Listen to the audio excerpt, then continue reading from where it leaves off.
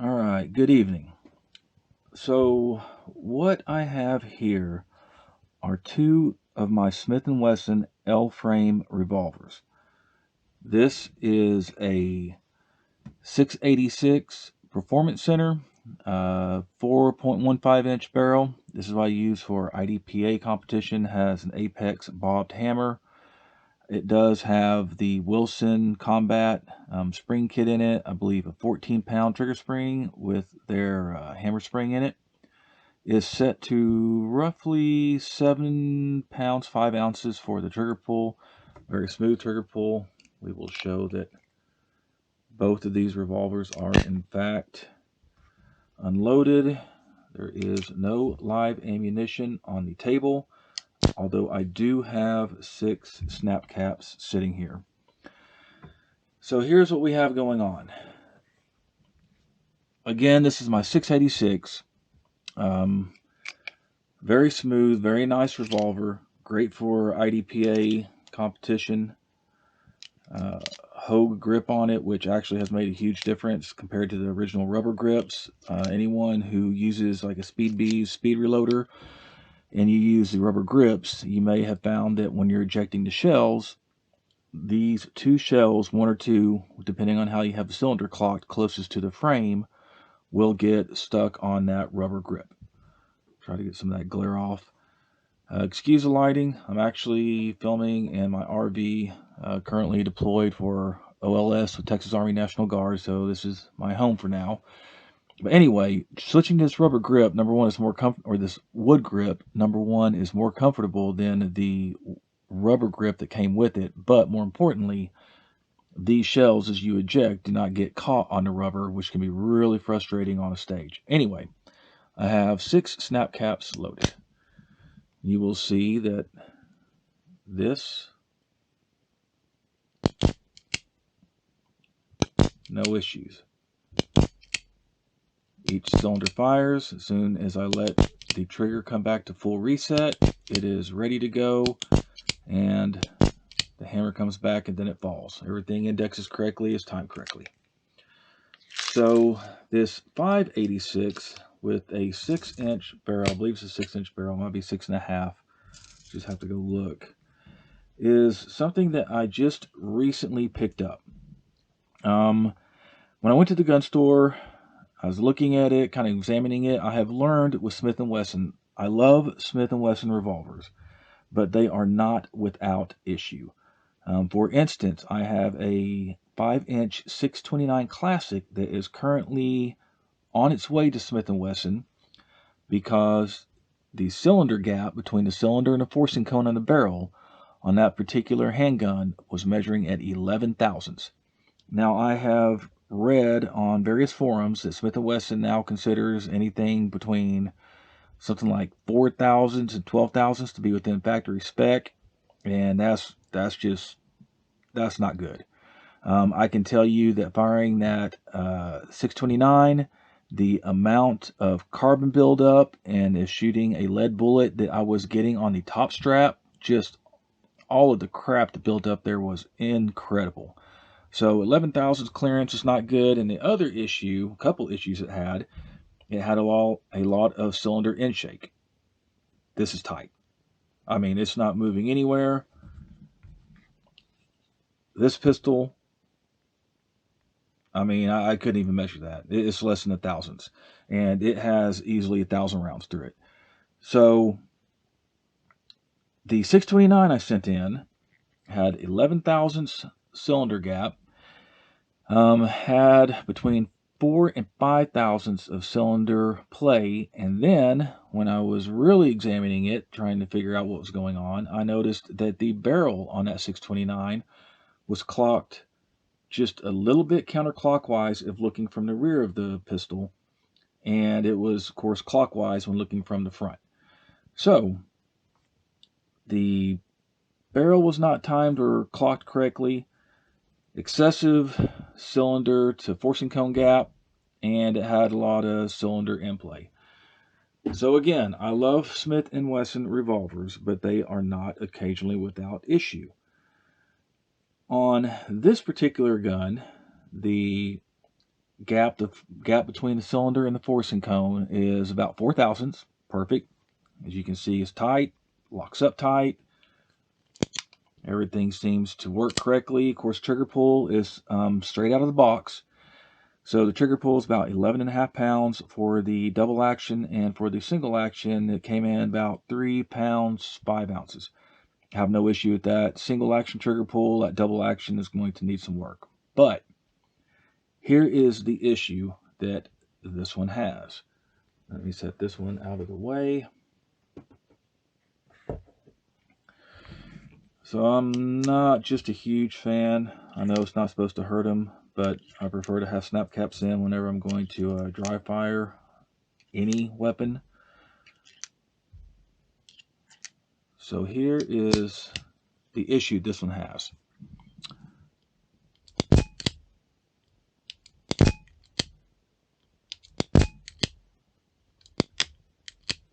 See, the hammer did not cock and fall.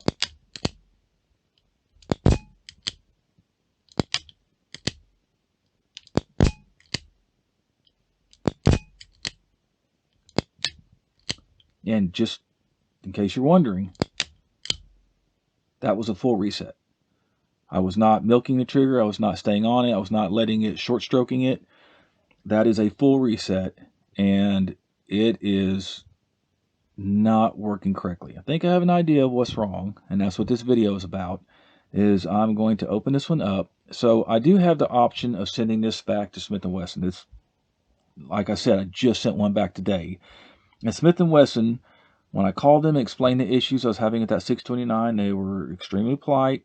The lady I talked to did recommend that I send it in so that they can examine it. We will see, kind of what happens with that.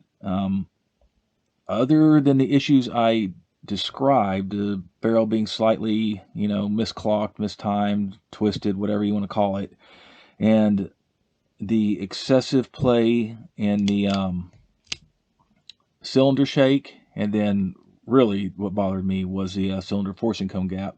Even with all those things, that 629 shot extremely well. It's just a really accurate revolver.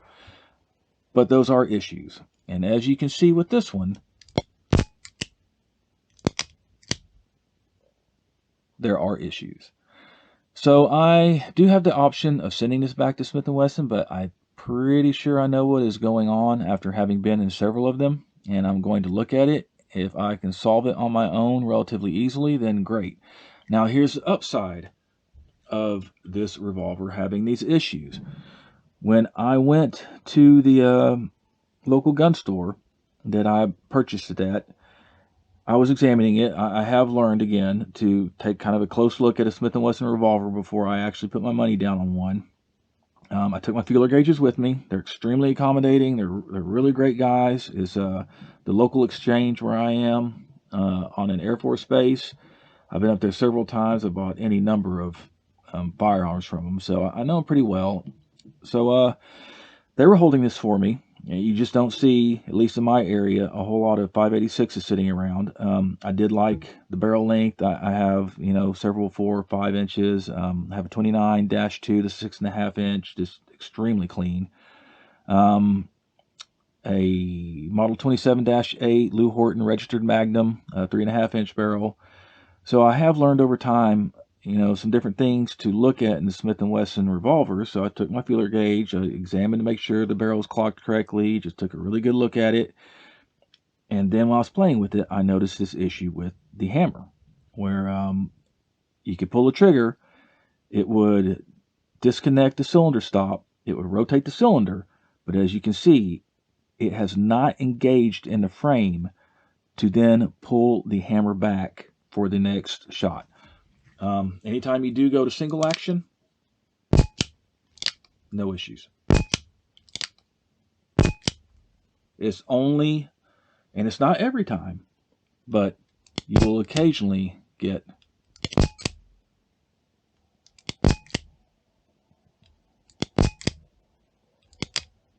that. And it's not on a particular cylinder either. I've looked, I've counted the cylinders, I've checked to see if it was just one or another that was doing it. It's not. And it is completely random. So the upside is when I was examining this particular revolver, is that I showed them the issue while we were sitting at the gun counter, and I was able to get it at an extremely good price. They made me a really good deal on it, knowing that I was either going to have to repair the revolver or send it back to Smith and Wesson. So, give me a few minutes. I'm going to get this apart. We're going to take a look inside, and we're going to see if we can figure out exactly what is going on inside this revolver. Okay, so I've repositioned the camera so that we are a little bit closer, and I'll try to demonstrate what we have going on here. So here we have the sear nose, sear notch, and the sear. So what we have happening is when in a double action pull, let me see if I can stabilize this so we're not bouncing around. As you pull the trigger, the sear nose is pushing up on the sear until it releases, and then it comes back during the trigger reset, and the sear is not falling back on top of the sear nose. So when you pull the trigger again, it's clocking that cylinder, but it's not pulling the hammer back. Now with just a really slight push, I can get that to go back up.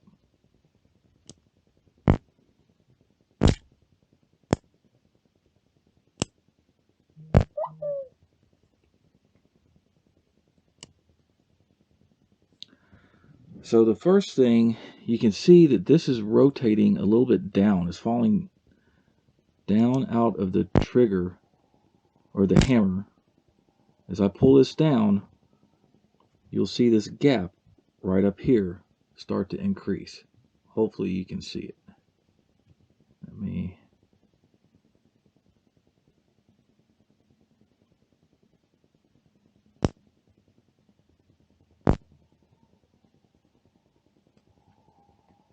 So, first thing I'm going to do is see why I'm getting this movement right here.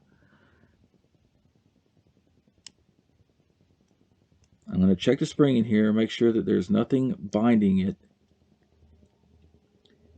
And if I end up having to stone some material off, I'm going to stone it off the bottom of the sear. Now you have to be careful with that, because if you take off too much,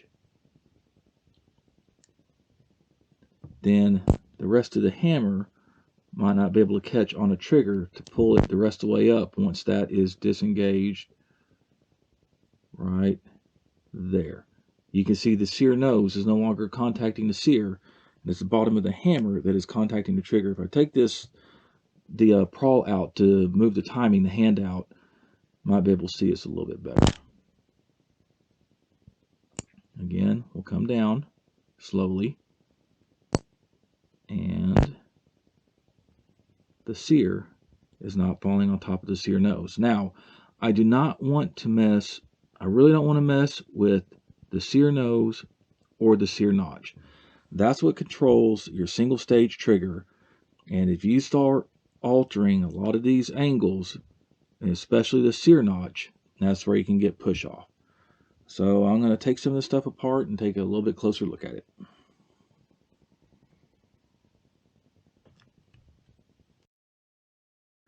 Okay, so I have disassembled the trigger assembly a bit more. Took out the transfer bar, which, be careful, the spring is under quite a bit of tension. What I have here is the trigger and the hammer of course holds the sear. So basically what is happening as this comes down, it is getting caught right like this and not letting that sear go above the sear nose. It's supposed to pop over like that, which then starts to lift up the hammer. And instead, it's getting stuck like that. So the first thing I'm going to do before I go and stone anything or change any angles or filing, grinding, anything like that, is I'm going to polish this upper surface. I do not want to get into the sear nose right here, because that is what catches the hammer notch, which would affect the single action trigger, and that's what can lead to push. So I'm going to polish this surface, the bottom part of the sear, and the top part of this hammer nose to see if I can get those smooth, so that instead of getting here and hanging up like that, that it will release and let that sear come back over the sear nose. So stand by. I'm not going to videotape the polishing. I'm just going to go ahead and polish it. If you do have to take the sear out, be careful. There is a little bitty spring in here. It actually goes into the sear. But when you start to slide the sear out, keep your thumb over it. Keep it pointed down, so that if that little spring, it's a tiny little spring, if it does come out, you don't want to be searching all over your room trying to find it again. So I'm going to start polishing. Stand by. Okay, so I don't know if the camera is going to pick it up. I'm trying to stop the glare off of it. But all I did was polish this upper surface on the sear nose without getting to the very end of it, because that's what catches in the sear notch. And then, I don't know if this is going to focus on it or not, but I just polished this edge. I did not stone it. I did not take any material off. I just tried to make it as slick as possible. So this is the first step. The second step would be to stone just a little bit off of this, keeping the angle the same, but you have to be really careful, because at the very front of this sear, there's an additional angle right here. I don't know if the camera is going to be able to pick it up, but there's actually two angles there. So if possible, I like to just figure this out with polishing rather than have to stone anything. So hold on, I'm going to get everything back together, and I'm going to see how this works out.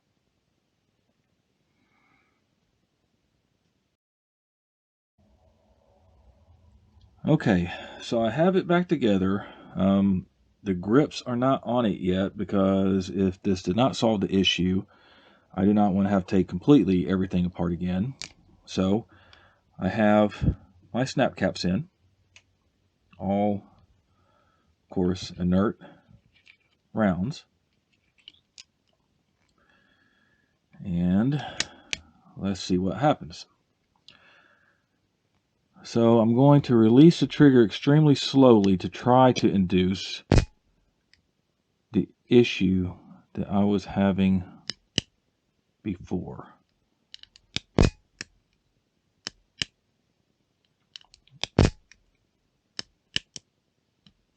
And it would seem that, oh, I just had one there.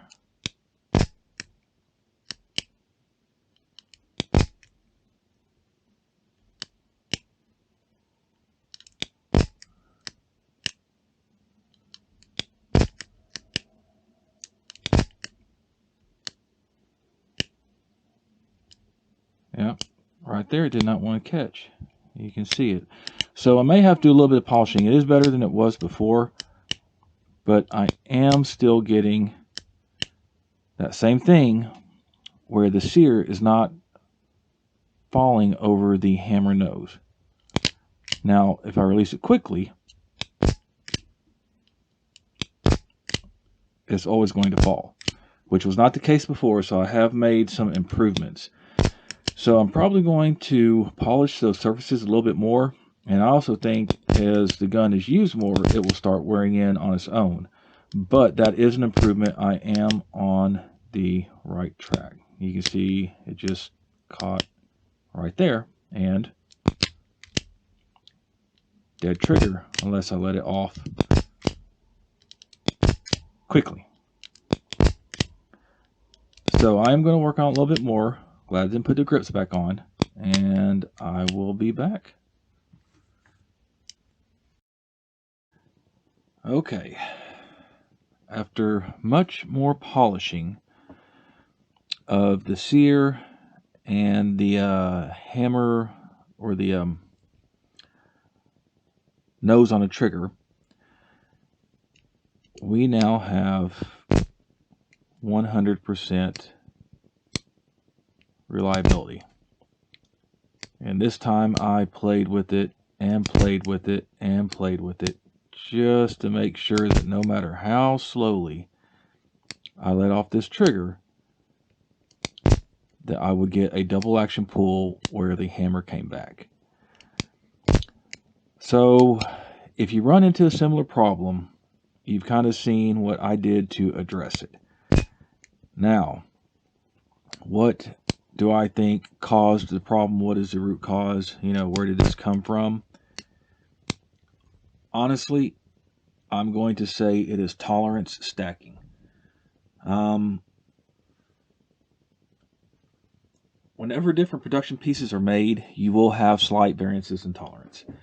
And even though each individual piece is within tolerance, if they're at the outside edge of the tolerance, you get what's called tolerance stacking, which means if one part is 1,000 too big here, and the next part is 1,000 too big there, and next part 1,000, so on and so forth, next thing you know, you could be 2,000s, 3,000s out of tolerance.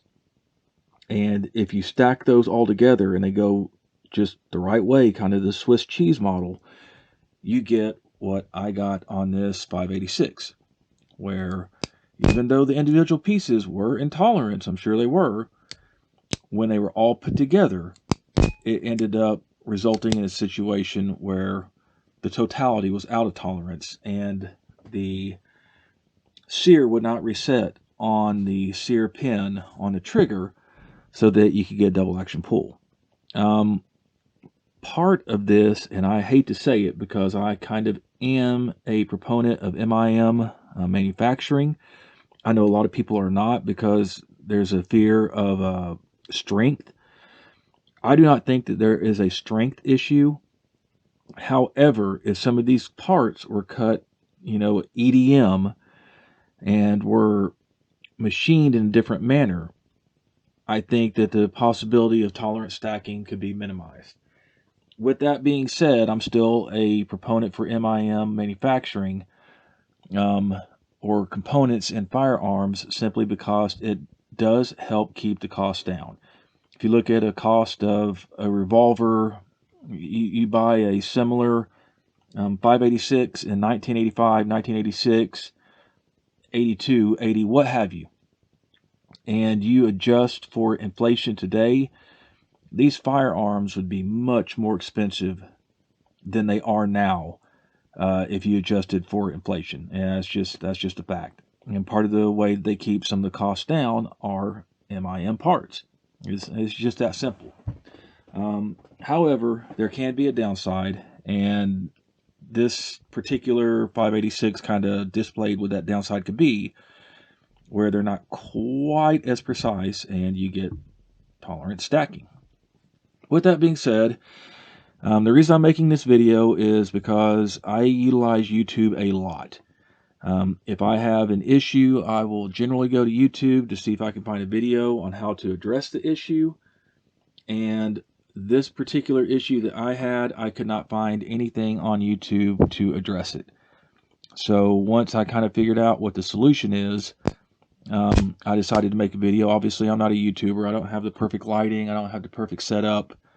Videos not as professional as some others that you're going to see on YouTube. However, if someone else should find a Smith and Wesson revolver with a similar issue where you pull the trigger and the cylinder rotates, but the hammer does not come back.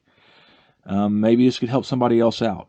It was relatively easy to fix. I mean, it took a little while, took some polishing, took a little bit of time, but it was nothing super invasive. And now I do have a revolver that is 100% functional, and everything works as it should. If anyone has questions, leave a comment. I'll try to answer the comments. I'm not a gunsmith. I want to say that flat out. I have some mechanical aptitude, but I am not a gunsmith. If you choose to do something similar, if you have a similar issue and you choose to address it yourself, please do it at your own risk. Watch some other videos. There are some places inside this revolver that you do not want to mess with. Sear notch being one of them. There are just some places you can really screw things up to where you could get push off. If you don't know what that is, look at some other videos. They'll show you what I'm talking about, but basically it's where you can push the hammer and it will release. So if you decide to work on your own revolver, nothing against that, obviously I am, but please educate yourself before you do it, so you're not messing with things that you really do not need to mess with. And if this can help somebody out, then great. It was worth making. All right. Y'all have a good day.